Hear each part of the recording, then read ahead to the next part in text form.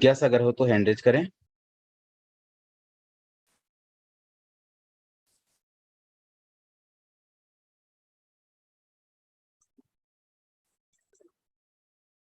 दसवां अध्याय 71 सूत्र स्वाध्याय प्रारंभ कर रहे हैं।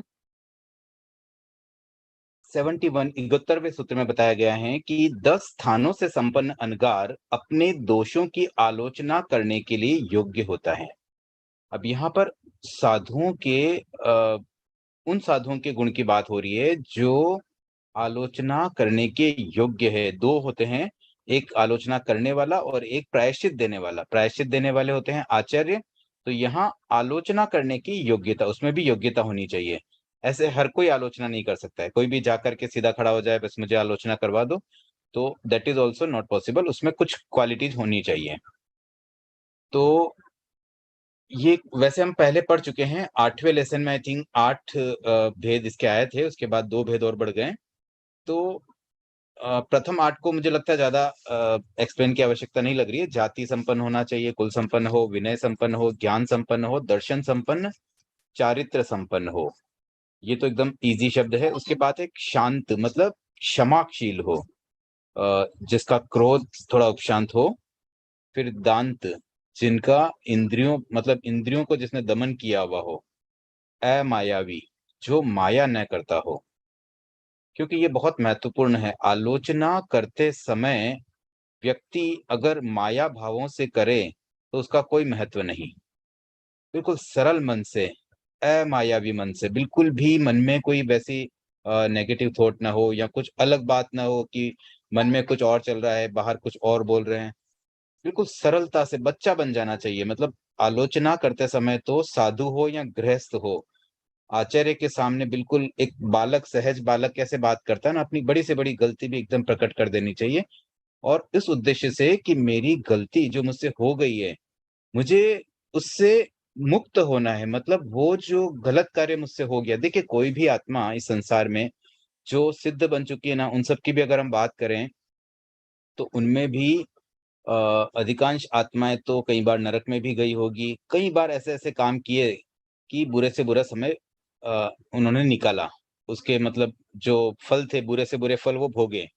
तो दैट मीन्स ये पॉसिबल है, गलतियां तो हो सकती है किसी भी जीव से। बट अगर मोक्ष जाना है, अगर हमें सिद्ध बनना है, तो हमारे लिए आवश्यक बात यही है कि हम सरल बन जाएं। मतलब जो गलतियां हो गई उसे बिल्कुल सरल मन से, खुले दिल से प्रकट कर दें और वैसा पुनः न करें, उसके लिए सतर्क हो जाएं। और फिर उसके लिए जो दोष हुए उसके लिए उचित प्रायश्चित भी अगर हमें मिल जाए और वो भी हम कर लें, तो उन बातों को कहीं हम समाप्त कर सकते हैं। लेकिन जो मायावी होता है वो तो गलतियों पे गलतियां करता रहेगा और वो इस संसार में भटकता रहेगा। इसलिए अमायावी बहुत महत्वपूर्ण बात है और हमें भी इस बात से बहुत ध्यान मतलब केयरफुल रहना चाहिए कि कभी कोई गलती अगर हमसे हो जाती, कोई दोष हो जाता है, मान लीजिए कोई गलती हो गई, तो उस गलती को छुपा करके, मतलब देखिए कई बार ऐसा होता है लो क्लास सामने प्रकट न कर पाए, लेकिन एटलीस्ट उतना मन में आ जाए कि अब मुझे ये रिपीट नहीं करनी है। और जो मुझसे गलती हुई उसकी वजह से जो लोग अफेक्ट हुए, उनको भी हम यथासंभव रिवर्स करने का प्रयास कर लें। तो वहाँ कहीं ब्रेक हो जाएगा। और एक हम ज़िंदगी भर उसको बस अंदर दबाए रखें, छुपा के रखें, तो फिर वो दोषों के साथ जब हम यहाँ से गति करके आगे कहीं जाएँगे, तो वहाँ भी हमें फल भोगना पड़ेगा। और जब तक हम उसको रिवर्स नहीं करेंगे, जब तक आलोचना नहीं करेंगे, प्रायश्चित नहीं करेंगे, तब तक उसके दोष की वजह से हमारी आत्मा मैली होती रहेगी। उसके बाद 10वां है अपश्चातापी, मतलब जिसको आलोचना करने का पश्चाताप ना हो। कभी-कभी ऐसा मन में नहीं आ जा रही, ये मैंने क्यों कह दिया? अब मेरी क्या मतलब, नहीं कहता तो बढ़िया रहता। ये बात तो पता ही नहीं थी गुरुदेव को तो और फालतू मैंने कह दिया। ऐसा कोई पश्चाताप भी ना हो जाए। मतलब किया मैंने, बहुत सही किया। भले इसके लिए मेरे साथ कितना भी बुरा बर्ताव हो, चाहे गुरुदेव मुझसे बात भी ना करें, कुछ भी हो सकता है। बट हम बिल्कुल सहज रहे कि नहीं, मुझे तो मेरी गलतियों की आलोचना करनी ही थी, इसलिए मैंने की है, इसमें कोई पश्चाताप मुझे नहीं होगा। उसके बाद है 10 स्थानों से संपन्न अनगार आलोचना देने के योग्य होता है। तो पहले वाले में जो आलोचना लेने वाले थे, अब आलोचना देने के योग्य है। तो ये आचार्यों की बात है जो आलोचना देते हैं। आचारवान, ज्ञान, दर्शन, चारित्र, तप और वीर्य, इन 5 आचारों से युक्त होना चाहिए। आधारवान आलोचना लेने वाले के द्वारा आलोच्यमान समस्त अतिचारों को जानने वाला हो। मतलब जो व्यक्ति आलोचना ले रहा है, उस उसने जो भी अतिचार किया है, दोष सेवन किया है, उन सब की जानकारी भी होनी ज़रूरी है। कल ऐसा कुछ हो कि उसे पता ही, मतलब जो आचार्य हैं उनको ये बात पता ही ना हो, तो वो कैसे उसको समझ करके प्रायश्चित करवा पाएँगे। तीसरा है व्यवहारवान। व्यवहार 5 प्रकार के होते हैं, इसके बारे में डिटेल में हम पहले जान चुके हैं। आगम, श्रुत, आज्ञा, धारणा और जीत। ये सब प्रायश्चित से संबंधित ही बातें हैं, उसी के एक मेथड है कि कैसे प्रायश्चित दिया जाता है, तो उन सब का नॉलेज होना चाहिए, किसे? प्रायश्चित देने वाले आचार्य को। उसके बाद है अपव्रीडक। आलोचना करने वाले व्यक्ति में वह लाज या संकोच से मुक्त होकर सम्यक आलोचना कर सके वैसा साहस उत्पन्न करने वाला। दैट मीन्स जब कोई व्यक्ति, कोई साधु आलोचना के लिए आचार्य के पास आए, तो आचार्य उनके मन में एक साहस उत्पन्न करे, डराए नहीं। कोई तो एक डरा दे कि भई नहीं, ऐसा तुमने किया ना, नहीं बताओगे तो तुम्हें ऐसा हो जाएगा, वैसा हो जाएगा, तुम्हें बताना ही पड़ेगा। और एक ये होना चाहिए कि उसे ऐसे भाव उसमें पैदा करे कि उसको लाज संकोच न रहे, उसको ये समझाएँ कि देखो, तुम्हें अपनी अगर आत्मा शुद्ध करनी है, जो भी दोष सेवन हो गया है, उसे रिवर्सल करना है, तो तुम्हें हिम्मत रखनी चाहिए, साहस करना चाहिए और अपनी बात रख देनी चाहिए। अगर ऐसा कोई व्यक्ति करता है, तो वो आगे की गतियाँ उसकी अच्छी हो जाती हैं। तो इस तरह से वो एक सामने वाले व्यक्ति में साहस पैदा करे और उसका संकोच दूर हो जाए। वो मतलब खुले मन से आचार्य के सामने रख सके, भई आचार्य के सामने कोई डर नहीं है, वहाँ तो मैं आराम से अपनी बात रख सकता हूँ, चाहे कितनी भी बड़ी गलती हो, कुछ भी बात हो, कम से कम एक जगह तो ऐसी है जहाँ पर मैं खुलकर अपनी बात बोल सकता हूँ। उसके बाद है प्रकारी। आलोचना करने पर विशुद्धि कराने वाला। अब मान लो किसी ने बात कह दी कि मैंने ये दोष सेवन किया, अब कह तो दिया, लेकिन उसको वापस विशुद्ध भी कराना चाहिए। आचार्य का ये कार्य होता है कि जिस साधु ने या जिस गृहस्थ ने भी कोई अपनी दोष प्रकट किया है और कोई बताई बात कि भई देखो, मैंने ये त्याग किया और ये मेरा भंग हो गया, ये गलती हो गई मुझसे। अब उसको विशुद्ध करना मतलब उस गलती के कारण आत्मा में जो दोष लगा, जो अशुद्धियाँ आई, उन अशुद्धियों को रिवर्स करना, मतलब उनको विशुद्ध करना, वैसा कराने वाला होना चाहिए। उसके बाद है अपरिश्रावी। आलोचना करने वाले के आलोचित दोषों को दूसरे के सामने प्रकट न करने वाला। मतलब आचार्य के सामने कोई बात कहे और वो और 2 साधु को, देखो वो साधु आया था कल मेरे पास, उसने तो ऐसे-ऐसे किया। तो वैसा भी नहीं होना चाहिए। उसने एक भरोसा करके आचार्य से बात कही और उसका उद्देश्य क्या था कि अपनी आत्म शुद्धि करना। जो दोष लग गया है, उससे जो भी आत्मा मैली हुई है, उसे क्लीन करना है। तो अब क्लीनिंग के लिए ढिंढोरा पीटने की ज़रूरत नहीं है, तो आचार्य में भी ये विवेक होना ज़रूरी है कि वो आलोचित दोषों को दूसरे के सामने न बताए कि इस साधु के ये दोष हुआ और इसका मैंने ये प्रायश्चित दिया। ये भी बहुत बड़ी गंभीरता की बात है और एक बहुत बड़ा गुण मुझे लगता है आचार्य में होता है, गंभीरता वाला। अदरवाइज़ हम जैसे सामान्य व्यक्ति तो कोई छोटी-सी चीज़ भी अगर ऐसे कुछ आ जाए हमारे पास बात, तो फटाफट 10 जगह उसको सर्कुलेट कर लेते हैं। या तो हम अपने स्टेटस पे डाल देंगे या व्हाट्सएप पर सब ग्रुप्स में जल्दी से भेज देंगे, देखो, देखो ये नई चीज़ मालूम पड़ी। बड़ा मज़ा आता है इस तरह की चीज़ों में भी। तो ये अपरिश्रावी वाला एक बहुत अच्छा गुण है जो आचार्यों में होना ज़रूरी है, जो प्रायश्चित देते हैं। उसके बाद है निर्यापक, बड़े प्रायश्चित को भी निभा सके ऐसा सहयोग देने वाला। अब मान लो किसी साधु से कोई बड़ा दोष सेवन हो गया और उसका बड़ा प्रायश्चित आता है। फॉर एग्ज़ाम्पल कोई तेले का प्रायश्चित बन रहा है। अब वो आचार्य समझते हैं कि भई ये साधु तेला इतना आसानी से नहीं कर सकते क्योंकि इन्होंने अपने जीवन में कभी उपवास से आगे तपस्या ही नहीं की है। तो उस समय आचार्य ये देखते हैं कि जो दोष सेवन किया है उसमें तेले का प्रायश्चित तो मिनिमम करना ही पड़ेगा, इसका तो कोई शॉर्टकट तो समझ में आ नहीं रहा है, लेकिन उस साधु की थोड़ी दिक्कत भी है। तो वो उसमें थोड़ा सहयोग इस रूप में दे सकते हैं कि जब वो तेला करें, तब उनसे कुछ कार्यों में उन्हें छूट दे दें कि भई तुम्हारे अभी तेला है, तो तुम ये सब कार्यों से अभी तुम मुक्त हो। कुछ इस तरह से और उनकी सेवा में कोई 1-2 साधु को लगा दें कि थोड़ा-सा उनका केयर करने के लिए कोई साथ में आ जाए। इस तरह से कुछ सहयोग दे सकें कि भई आप करो, प्रायश्चित तो करना चाहिए, करना ही पड़ेगा और करना अच्छा रहेगा आत्मशुद्धि के लिए, बट उसमें जो सहयोग पॉसिबल होगा, वो आचार्य की तरफ से भी उन्हें अगर थोड़ा सा एक प्रोत्साहन के रूप में मिल जाता है तो इजी हो जाता है प्रायश्चित को निभा पाना। उसके बाद है अपायदर्शी। अपायदर्शी में ऐसा होता है कि प्रायश्चित अगर भंग हो रहा है, प्रायश्चित भंग से तथा सम्यक आलोचना न करने से उसमें क्या दोष लगेंगे, उसे भी वो बताए। कि जैसे मान लो कोई गलती में तेले का प्रायश्चित है, अब अगर कोई बोले मैं तेला तो नहीं कर पाऊँगा, मैं बताऊँगा ही नहीं, मैं बेले ही कर लूँगा और कह दूँगा तेला किया। तो अगर प्रायश्चित को भंग कर दिया, उसको पूरा नहीं किया, तो उससे फिर क्या रिज़ल्ट आएँगे? क्योंकि अल्टीमेटली ये सब किया क्यों जा रहा है? ये कोई फ़ॉर्मेलिटी के लिए नहीं है, ये आत्मशुद्धि के लिए है। और अगर आत्मशुद्धि में ही कहीं कोई और बाधा आ रही है, तो उससे क्या दोष लगेंगे, उससे फिर क्या चीज़ें और बढ़ जाएगी, वो सारी बातें अच्छे से बता सके। मतलब उन सब का भी नॉलेज अगर आचार्य दे दें साधु को, तो साधु और ज़्यादा जागरूक भी हो जाएँगे और बहुत केयरफुल हो जाएँगे कि अब आलोचना किन-किन बातों के लिए नहीं, कहीं कोई चीज़ छूट ना जाए।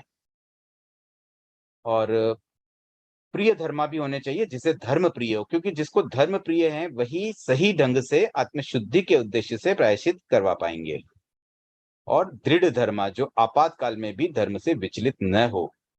अब आचार्य महाश्रमण जी की अगर मैं बात कहूँ, तो अभी कुछ साल पहले ही जब नेपाल में थे वो, और नेपाल में उस समय भूकंप आ गया। अब वो कितनी आपातकालीन परिस्थिति थी कि लोग मतलब मर रहे थे और पता नहीं क्या होने वाला, और भूकंप जब आता है ना, तो कितने दिन तक वो चलता रहता है और आगे और कुछ बड़ा ना हो जाए, ऐसा डर भी रहता है। तो धर्म संघ में मतलब श्रावकों ने कहा गुरुदेव से कि आपको एयरलिफ्ट के द्वारा इंडिया में पहुँचाया जा सकता है और उसका जो दोष होगा, प्रायश्चित होगा, आप कर लेना। लेकिन वो दृढ़ रहे, विचलित नहीं हुए धर्म में। तो ऐसे जो दृढ़ धर्मा होते हैं ना, वही सही ढंग से प्रायश्चित भी करा पाएँगे। अब आगे है प्रायश्चित पद, जिसमें प्रायश्चित के 10 प्रकार बताए गए हैं। वैसे ये भी हम ये जितना इवन जो पहला वाला था पार्ट, वो भी हम वैसे थोड़ा कर ही चुके थे, उसमें भी कुछ चीज़ें नई थी, बाकी 8 या 9 पहले हम कर चुके थे। प्रायश्चित पद में भी लगभग वैसा ही है, तो इसको भी हम थोड़ा फास्ट करते हैं। आलोचना योग्य, जिसमें गुरु के समक्ष दोषों को निवेदन करने की आवश्यकता हो, एक वैसा कोई दोष, मतलब ऐसा कोई प्रायश्चित जो आलोचना करने से ही मतलब काम हो जाए जिसमें। फिर एक होता है प्रतिक्रमण योग्य, जिसमें हम प्रतिक्रमण कर लें, मतलब तस्य मिच्छामि दुक्कडम बोल दिया, तो उस भावना से ही, मतलब अच्छी भावना से अगर हम बोल दें वास्तव में कोई गलती, जैसे अभी मान लो कोई साधु माइक के टच हो गए। अब माइक के टच हो गए तो अब उसमें कोई ऐसा नहीं है कि उसमें उपवास, बेले-तेले का प्रायश्चित आ जाएगा। वहाँ तो बस एक भाव हो जाए, भई ये गलती हो गई मुझसे, एक काइंड ऑफ सॉरी, मतलब हम व्यवहार में जैसे आते-जाते किसी को टच हो गया, कुछ छोटी-मोटी गलतियों के लिए कैसे सॉरी बोल देते हैं और वो बात वहीं खत्म हो जाती है। वैसे ही बस मिच्छामि दुक्कडम बोल दिया भावों के साथ, अच्छी भावों से, और उससे ये हो जाए कि भई ये जो गलती हुई मेरी, वो बस मेरी निष्फल हो जाए। एक ऐसी भावना प्रकट करना, अर्थात हम अपनी गलती को स्वीकार कर रहे हैं और उससे पुनः बाहर आने का प्रयास कर रहे हैं। तो कुछ छोटे-मोटे दोष होते हैं, वो प्रतिक्रमण योग्य होते हैं, मतलब उससे ही उसका काम चल जाता है, वो इक्विवेलेंट टू प्रायश्चित हो गया। फिर कुछ होता है तदुभय योग, जिसमें आलोचना और प्रतिक्रमण दोनों की आवश्यकता होती है। विवेक योग्य में जैसे इसके बारे में पहले मैंने बताया ही था कि कोई आहार आदि में अशुद्ध आहार आ जाता है, तो उसे उसका उत्सर्ग विवेकपूर्वक कैसे किया जाता है, वो इसमें आ जाता है। फिर व्युत्सर्ग योग में कायोत्सर्ग के द्वारा प्रतिक्रमण हो जाता है। फिर तप योग्य, जिसमें अनशन, उनोद्री, उपवास, बेला-तेला आदि ये तप हो जाते हैं। फिर छेद योग्य में दीक्षा पर्याय का छेदन होता है। आजकल जो भिन्न समाचारी आदि की अवस्थाएँ रहती है, जैसे 2, 4, 6 महीने के लिए कोई भिन्न समाचारी में है, तो पुनः वो जब साधु जीवन का पालन प्रारंभ करते हैं, तो उनका दीक्षा पर्याय छोटा हो जाता है, उसको छेद दिया जाता है। मतलब मान लो 4 महीने वो बाहर रहे, तो उनका दीक्षा पर्याय 4 महीना शॉर्ट हो जाएगा। मान लीजिए किसी ने 1 अप्रैल 2008 में दीक्षा ली थी, तो अब वो काउंट होगी भी, जैसे मानो उन्होंने 1 अक्टूबर 2008 में दीक्षा ली हो, वैसा उनका दीक्षा पर्याय ही छोटा हो जाता है। और मूल योग्य में पुनर्दीक्षा होती है, मतलब फिर से उनको दीक्षा, प्रॉपर दीक्षा वापस करवाई जाती है बड़े दोषों में। और अधिक बड़ा दोष हो तो अनवस्थाप्य योग्य में तपस्या पूर्वक पुनर्दीक्षा होती है। और एक अंतिम नया पॉइंट जो इस चैप्टर में जुड़ा है, पारांचिक योग्य, भर्त्सना एवं अवहेलना पूर्वक पुनर्दीक्षा। मतलब पुनर्दीक्षा तो होगी ही, लेकिन इतनी आसानी से नहीं। उसे बहुत उस चीज़ का एहसास कराया जाता है कि भई तुम दीक्षा योग्य नहीं हो। मतलब ऐसा नहीं कि सीधा दीक्षा दे दी, उसे बहुत समय तक वेट कराया जाता है, उसकी भर्त्सना होती है, उसकी अवहेलना होती है, उसको इग्नोर किया जाता है काफ़ी समय तक। और फिर जब देखा जाता है कि वास्तव में अभी उसने बहुत उस चीज़ का उसको पश्चाताप हो गया और अब ऐसा लगता है कि अब ये पूरी तरह से सुधर चुका है, तब जाकर के उसकी दीक्षा होती है, वो भी अ, उससे उचित प्रायश्चित देने के बाद, तपस्या आदि के रूप में जो भी प्रायश्चित देना, वो सब कंप्लीट होने के बाद फिर जाकर के जब इस अवस्था में होती है, तो ये सबसे बड़ा मतलब प्रायश्चित माना जा सकता है, जो सबसे टफ है। बहुत बड़ी गलतियों पर ही ये होता है। उसके बाद मिथ्यात्व के 10 प्रकार हैं। अधर्म में धर्म की संज्ञा, धर्म में अधर्म की संज्ञा। वैसे ये 25 बोल के 13वें बोल में उल्लेखित जो 10 मिथ्यात्व के प्रकार हैं, इस ठाणमागम में कई बातें मतलब 25 बोल में ठाणमागम से ली गई हैं। तो ऐसे बहुत सारे बोल का मूल कंटेंट हमें यहाँ मिल जाता है। अब इसमें एक्चुअली मिथ्यात्व का ये व्यवहारिक भेद है। व्यवहार में कोई व्यक्ति मिथ्यात्वी है, उसे कैसे जानना है, तो उसके लिए कुछ एक स्थूल रूप से कुछ बातें बताई गई हैं कि कोई अधर्म को धर्म समझ ले या धर्म को अधर्म समझ ले, तो मतलब मिथ्यात्व है।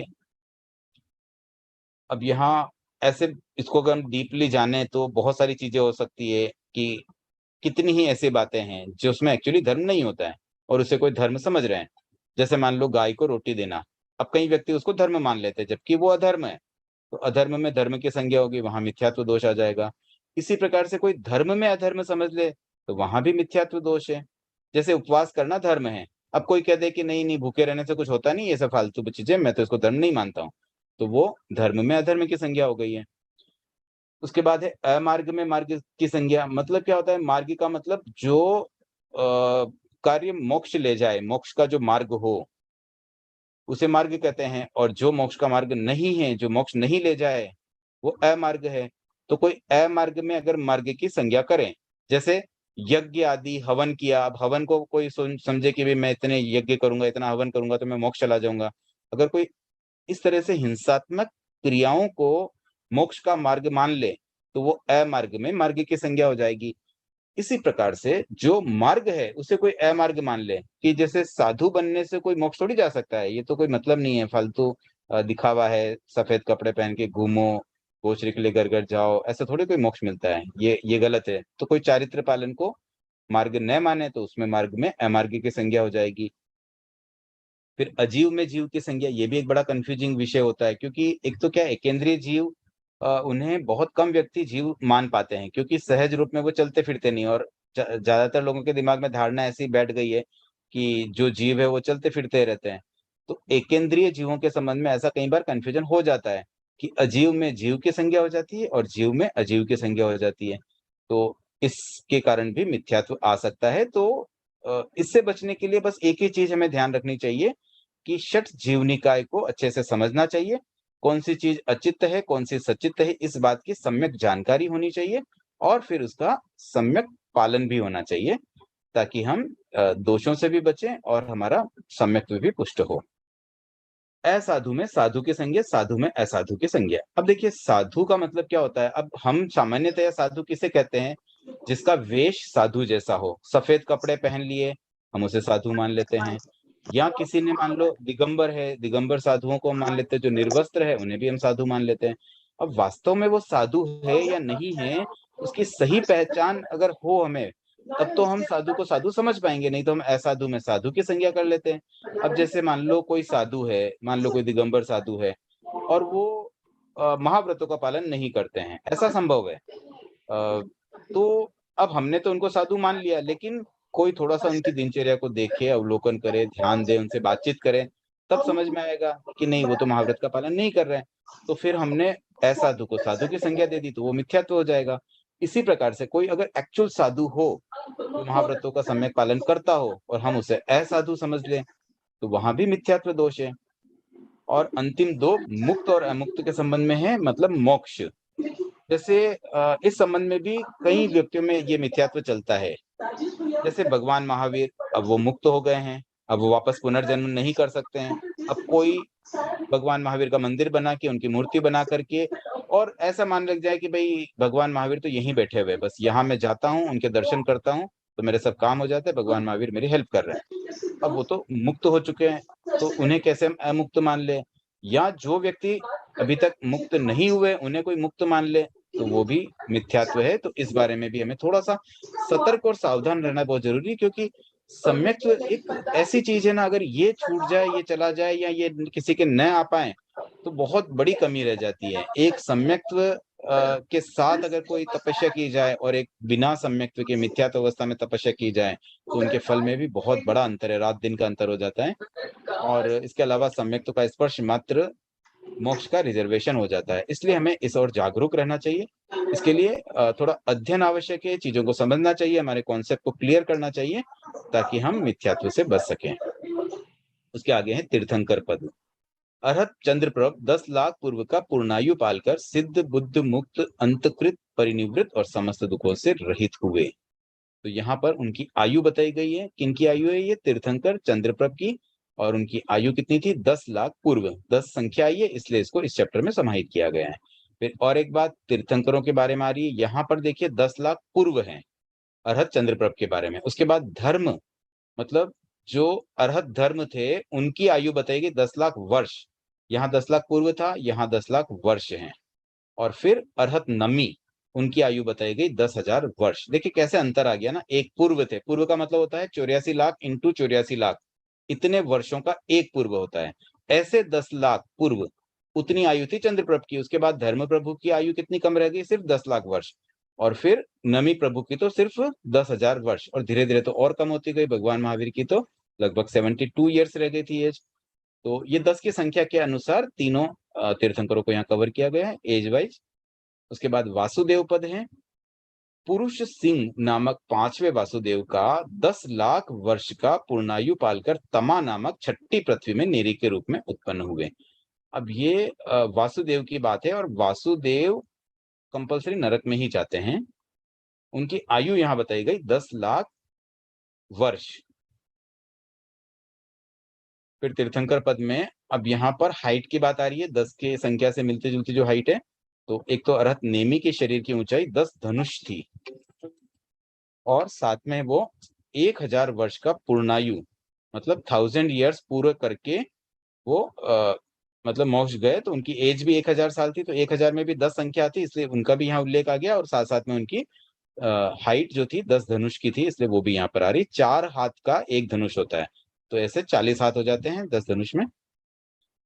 अगर ऐसा कंपेयर करें तो जैसे भगवान महावीर की हाइट थी आई थिंक 7 हाथ, तो 7 और ये है 40 हाथ, उतना ऊंचा शरीर था अरहत नेमी का। तो ऐसे जितने पुराने 24 तीर्थंकरों में क्रम देखें तो भगवान ऋषभ सबसे ज्यादा हाइट के थे, फिर धीरे धीरे हाइट कम होती गई। फिर वासुदेव पद में वासुदेव कृष्ण के शरीर की ऊंचाई 10 धनुष की थी। अब यहाँ कृष्ण की हाइट भी 10 धनुष है, और वे 1000 वर्ष, उनकी भी एज 1000 साल थी। और उसके बाद वो कहाँ गए? बालू का प्रभा तीसरी नेरिक में।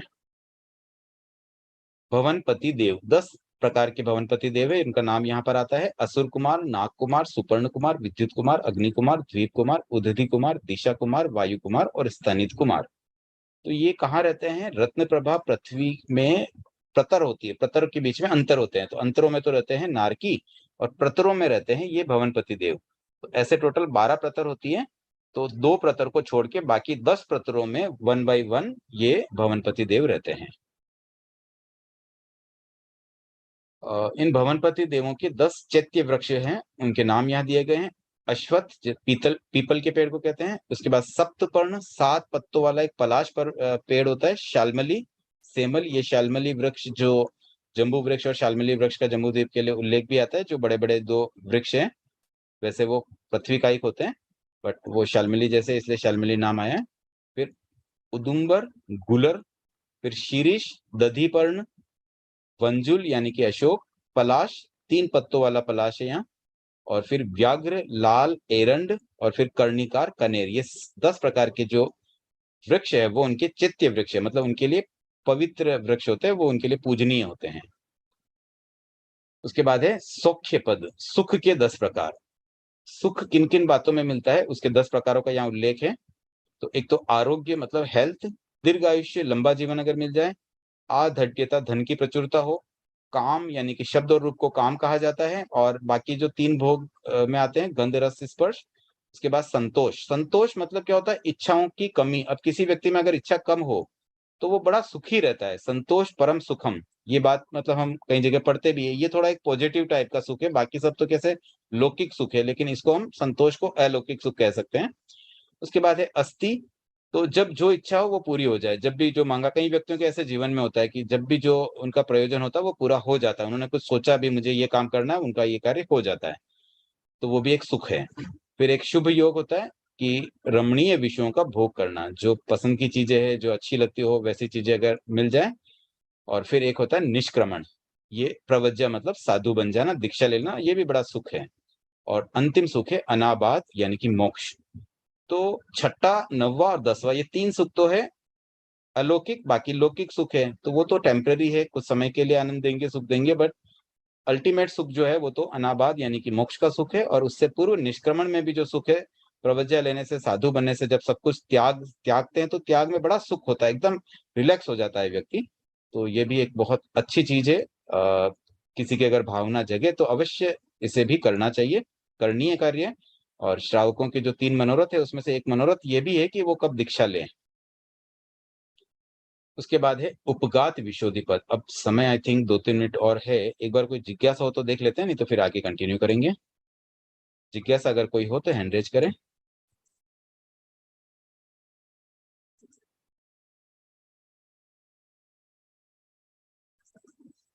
चलिए कंटिन्यू करते हैं, 2-3 सूत्र और ट्राई करेंगे करने के लिए। उपगात। उपगात का मतलब जिससे आत्मा दूषित हो, मेली हो। तो इसमें साधुओं के लिए है कि किन किन कार्यों से उपगात होता है। तो पहला बताया गया है उद्गम, उत्पाद, ऐषणा। ये 3 तो भिक्षा संबंधित दोष है। भिक्षा में उद्गम मतलब जब कोई श्रावक कोई चीज बनाता है, गृहस्थ जब खाना बनाता है उस समय जो दोष हो जाते हैं। फिर उत्पाद मतलब साधु जब याचना करता है भिक्षा के लिए उस समय होने वाले दोष। और ऐषणा जब एक्चुअल गोचरी की जाती है। तो इन तीनों अवस्थाओं में जो भी दोष लगते हैं उससे साधु का चारित्र में उपघात हो जाता है। और इसी प्रकार का उपघात चारित्र वाला परिक्रम से भी होता है। परिक्रम में वस्त्र पात्र आदि को संवारने में अगर किसी का बहुत ज्यादा रहता हो साधु का, तो वो भी एक तरह से चारित्र का उपघात है। फिर परिहरण, अकल्प्य उपकरणों का उपभोग, मतलब जितनी रिक्वायरमेंट है उतना ही रखना चाहिए, बिना मतलब अनावश्यक सामग्रियां ज्यादा इकट्ठा करना, वो भी एक दोष है। और फिर प्रमाद आदि से होने वाला ज्ञान का उपघात। फिर शंका आदि से होने वाला दर्शन का उपघात। और समितियों के भंग से चारित्र का उपघात। तो ऐसे ज्ञान दर्शन चारित्र में उपघात हो सकते हैं इनसे। देन अप्रीति उपघात से मतलब अप्रीति की भावना जब रहती है तो उससे विनय का उपघात होता है, विनय की भावना कम हो जाती है अप्रीति के कारण, मैत्री भावना रहनी चाहिए। और एक होता है संरक्षण उपघात, जिसमें शरीर के प्रति मूर्छा रखने से, अगर शरीर में बड़ा आकर्षण रहता नहीं ये मेरा शरीर मेरा शरीर, तो उससे क्या होता है वो परिग्रह नहीं कर पाता है, तो परिग्रह वृत्ति का उपघात हो जाता है, मतलब परिग्रह हो जाता है, अपरिग्रह नहीं कर पाता है। तो ये 10 प्रकार के साधुओं के लिए उपघात है। और फिर इन्हीं की विशोधि भी है, यही 10 बातें हैं। तो उद्गम की विशोधि, उत्पादन की विशोधि, ऐसे ही ये सारी अंतिम संरक्षण विशोधि। तो सेम जो पूर्व सूत्र में पढ़ा उसी का अपोजिट यहाँ पे आ जाता है। 1-2 मिनट और है तो 2 सूत्र और कर लेते हैं। संक्लेश के 10 प्रकार। संक्लेश, उपधि संक्लेश मतलब उपधि विषयक असमाधि। असमाधि मतलब जिससे थोड़ा कोई परेशान रहे, कोई मतलब मन मन साताकारी न रहे, वैसी स्थितियां जब बनती है वो संक्लेश कहलाता है। तो उपधि से संबंधित मतलब कोई उपकरण से संबंधित कोई संक्लेश हो, कोई स्थान से संबंधित हो, उपाश्रय संक्लेश में स्थान विषयक असमाधि। फिर कषाय संक्लेश में कषाय से होने वाली असमाधि है। और भक्तपान संक्लेश में खाने पीने से संबंधित कोई असमाधि हो, मतलब खाना पीना गोचरी अच्छी नहीं मिल रही हो कोई क्षेत्र में। फिर होता है एक मन का संक्लेश, एक वाणी का संक्लेश और एक काया का संक्लेश, मन वचन काया का। फिर ज्ञान दर्शन चारित्र का संक्लेश, मतलब ज्ञान की अविशुद्धता, दर्शन की अविशुद्धता और चारित्र की अविशुद्धता। फिर सिमिलर वे में असंक्लेश के भी 10 प्रकार हैं। तो यही सारे हैं, उपधि, उपाश्रय, कषाय, भक्तपान, मन वचन काय, ज्ञान दर्शन और चारित्र असंक्लेश। एक और सूत्र करते हैं। बल के 10 प्रकार हैं। इसमें 5 तो है इंद्रियों के बल, श्रोतेंद्रिय बल, चक्षुरेंद्रिय बल, घ्राण इंद्रिय, जीवा इंद्रिय और स्पर्श इंद्रिय। तो ये 5 इंद्रियों वाले बल हो गए, इसके अलावा ज्ञान, दर्शन, चारित्र, तप और वीर्य, इन 5 के और बल मिलाकर के टोटल 10 तरह के बल यहाँ बताए गए हैं, यानी कि 10 तरह की कैपेसिटी है, सामर्थ्य है। उसके बाद है भाषा पद। सत्य के 10 प्रकार हैं: जनपद, सम्मत, स्थापना, नाम, रूप, प्रतीत्य, व्यवहार, भाव, योग और औपम्य।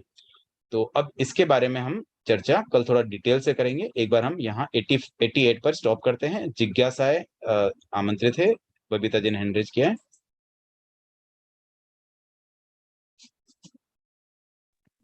जय जिनेन्द्र सर, यहाँ पे बल आया है तो वो उसको हम प्राण ही समझ सकते हैं ना? एक बार वापस आप प्लीज, क्योंकि वो म्यूट था, अभी मैंने ऑन किया। ओके। सर, यहाँ पे जो बल आया है उसको हम प्राण ही समझे ना? हाँ, वो भी कह सकते हैं। प्राण में भी वही बात होती है। 10 जो प्राण है वो भी एक तरह से जीव का सामर्थ्य ही होता है, जीव की जो आत्मिक शक्ति है, यानी कि जीव का सामर्थ्य है। तो बल कह दो या प्राण कह दो, एक ही बात है। ओके सर, कृतज्ञ उसमें। हाँ विमला जी।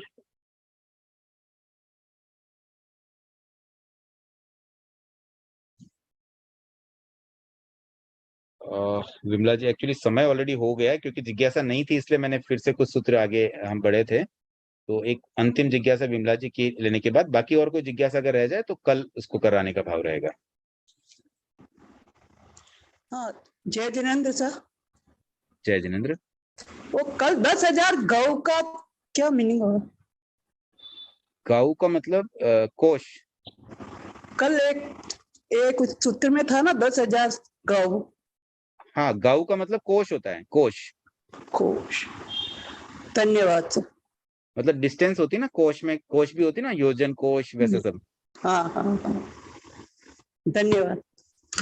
अच्छा, आज के लिए हम इतना ही रखते हैं। कल शनिवार है, वैसे सामान्यतः क्लास नहीं रहती है, लेकिन इस बार कल भी क्लास कंटिन्यू करने का भाव है, तो कल इसी समय पर क्लास रहेगी। हो सका तो संडे को भी करेंगे, क्योंकि बुधवार तक मुझे उसे कंप्लीट करना है और अभी काफी सूत्र अवशेष है और आगे कुछ सूत्रों में काफी डिस्क्रिप्शन है। तो मुझे लगता है शायद शनिवार रविवार दोनों दिन करना होगा। एक बार कल के लिए तो हम करते हैं, उसके बाद संडे की सूचना कल दी जाएगी।